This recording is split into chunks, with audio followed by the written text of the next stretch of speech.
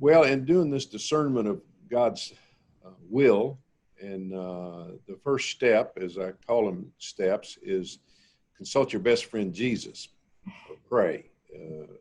But I say that because in John 15:15, he says he wants to be your friend.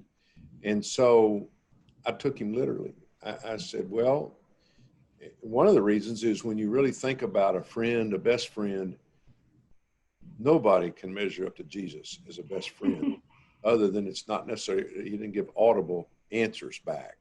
Yeah. But his answers, he loves more, he cares more, he supports more, he knows more, you know. So that was kind of the attitude when I started praying for the decision of the Lord's will. And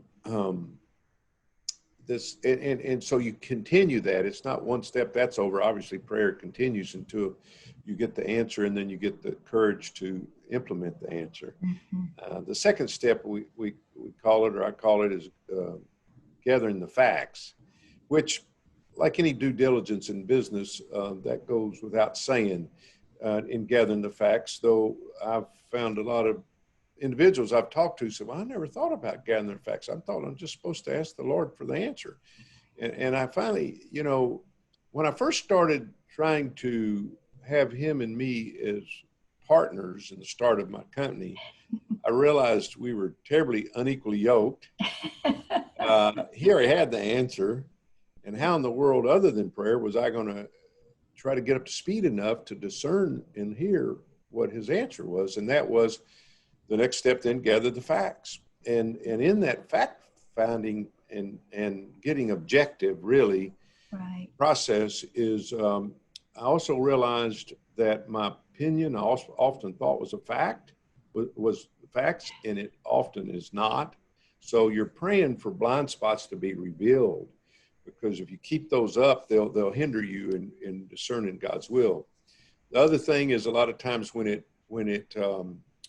I hear something that I don't like, I'll minimize it in my normal walk in life. But when you're really trying to discern God's will, you don't get to do that.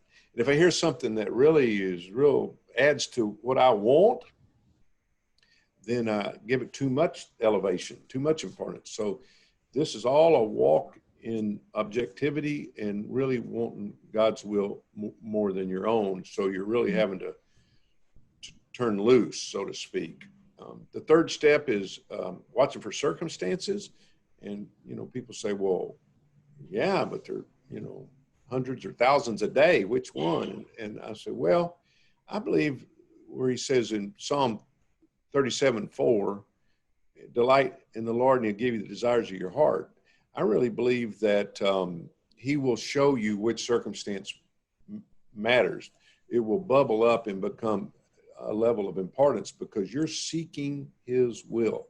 Right. So I say that is delighting in him. So he's going to give you the desires of your heart. So he's going to show you if a circumstance has extra importance or not. And the last step is what I called, coined the phrase years ago, getting neutral. And that is where you finally want his will more than your own. So part of this praying, gathering facts, and watching for circumstances is a passing of time to help you finally want his will more than your own. And you go, well, why would I do that? And you go, well, for me, you have to decide you want to give yourself over to something bigger than yourself. So to me, he saw the future and I didn't. Mm-hmm. He knew best and I just thought I did occasionally. And he loved me and everybody else so unconditionally. You go, wow, well, if I can tap in that, why would I not? Well, pride, greed, fear, insecurities, whatever. But nonetheless, that's part of this process on these this process I'm laying out. It's usually for bigger decisions in life. And the bigger the decision, the longer it takes for you to get neutral.